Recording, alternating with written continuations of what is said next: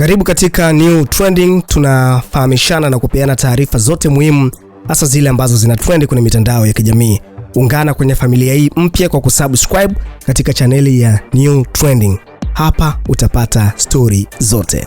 Jambo kubwa zaidi ambalo saizi lipo lina trend ni kile ambacho Simba Diamond Platnumz kaweza kukifanya kwa kuweza kuonyesha kabisa kwamba kwa hivi sasa hataki masiara yoyote yule kwa binti yake Princess Tifa.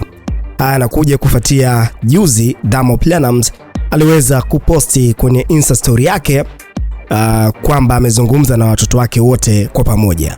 Alikuwa anazungumza na Princess Tifa, baadaye akaja kaongea na Prince Nilan, akaja kaongea na MJ Nasib Jr, mtoto ambaye amezaa na Tanasha Donna.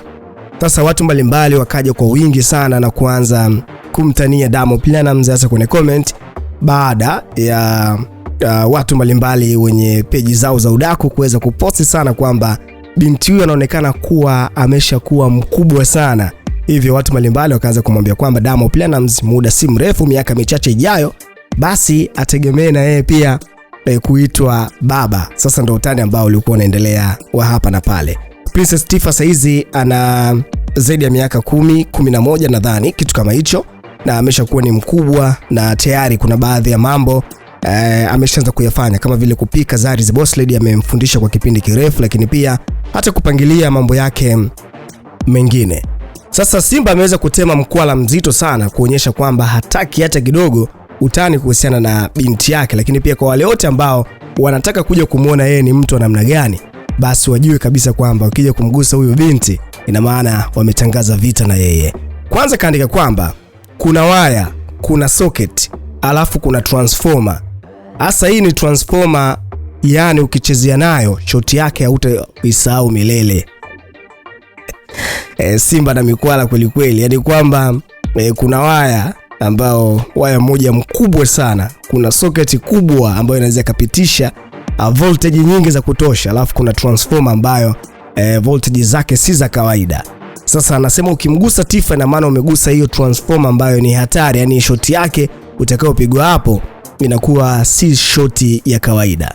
Diamond ametoa onyo kali kwa vijana ambao wanaonekana kwanza kumendea binti yake, lakini pia wale ambao wana mawazo hayo hata kutaka kumtania tu, basi wajue kwamba Princess Tifa ni shoti, ni moto wa kuotea mbali, kwamba hauwezi kuguswa.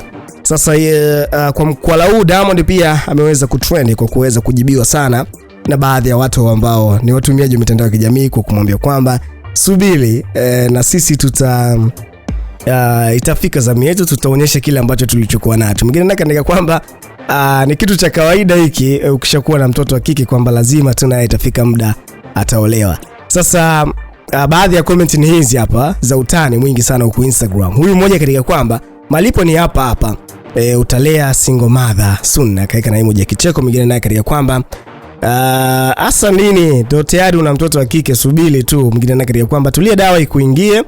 Mwingine naye kaandika kwamba tulia hapa hapa dawa itakuingia, acha kututisha mzee wangu huyo, akishashawishiwa tu atashawishika mwenyewe na hata kuambia. Mwingine naye kaandika kwamba uoshwa,